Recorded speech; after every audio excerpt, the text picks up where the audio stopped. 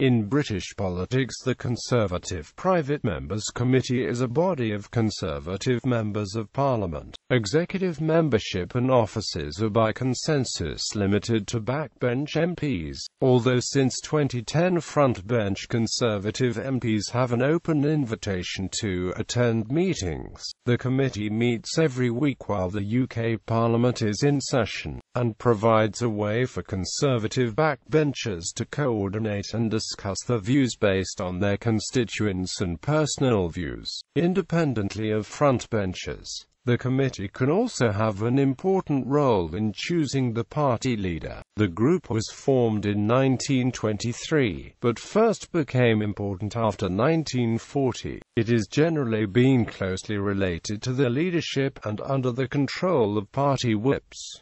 Committee Constitutional Matters. The 1922 committee has an 18-member executive committee, the chairman of which must oversee any election of a new party leader, or any Conservative Party-led vote of confidence in respect of the current one. Such a vote can be triggered by 15% of Conservative MPs writing a letter to the chairman asking for such a vote. This process was invoked most recently on the 28th of October 2003, when 25 MPs requested a vote of confidence in Ian Duncan Smith by writing to the chairman, then Michael Spicer. Duncan Smith lost the vote the next day. Origins. The committee was formed in 1923 but takes its name from the 1922 general election. The name does not stem from a famous 19th of October 1922 meeting at the Carlton Club in which Conservative MPs successfully demanded that the party withdraw from the coalition government of David Lloyd George. The resolution passed at that meeting triggered the general election which the Conservative Party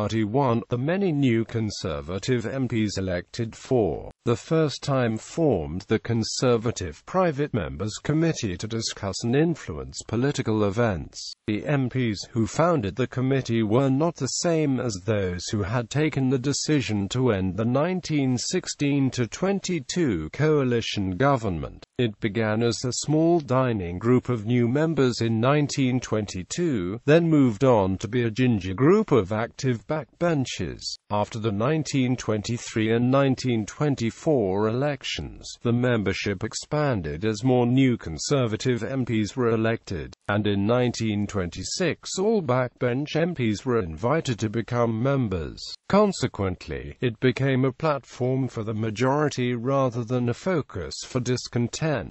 2010 changes. On the 19th of May 2010, shortly after the Conservatives had formed a coalition government with the Liberal Democrats, Prime Minister David Cameron suggested altering the committee to involve ministers in the recommendation-forming process, angering some backbench MPs.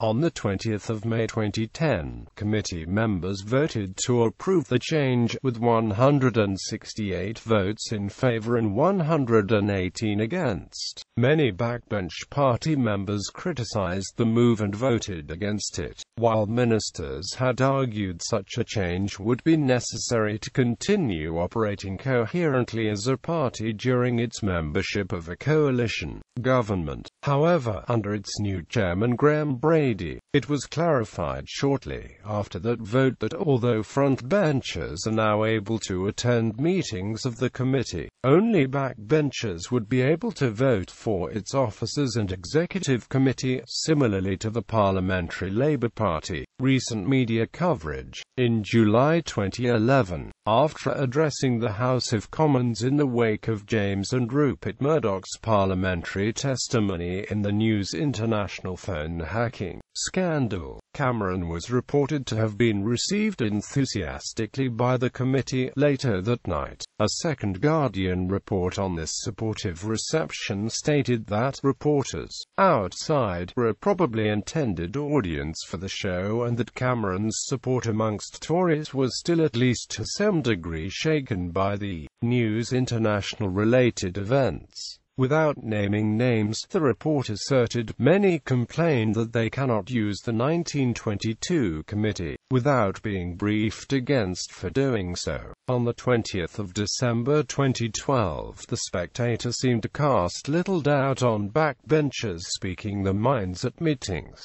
At the party leader's end-of-year address to the committee, one MP freely said his party needed to learn a lesson from what had happened regarding Andrew Mitchell. Other members in committee meetings earlier in the year having expressed concerns about Mitchell that contributed to his decision to resign. Current Executive Committee. As of the 3rd of June 2015, the Executive Committee comprised Chairman Graham Brady, Vice Chairman Cheryl Gillin, Charles Walker, Secretaries Bob Blackman, Nigel Evans, Treasurer Stuart Jackson, Executive Members Steve Baker, Simon Burns, David Burrows, James Cleverly, Jeffrey Clifton Brown, Simon Hart, Bernard Jenkins, Jason McCartney, Carl McCartney, Antoinette Sandbach, Andrew Turner, Bill Wigan, former Chairman Sir Gervase Rental, William Morrison, Sir Hugh O'Neill, 1st Baronet, Patrick Spence, Sir Alexander Erskine Hill, Sir John McEwen, Arnold Gridley, Derek Walker-Smith, John Morrison, Sir William Anstruther Grey, 1st Baronet, Sir Arthur Vere Harvey, Sir Harry Legge Burke, Sir Edward Duncan, Cranley Onslow, Sir Marcus Fox, Sir Archie Hamilton, Sir Michael Spicer, Secretaries Sir Victor Goodhue, Dame Jill Knight,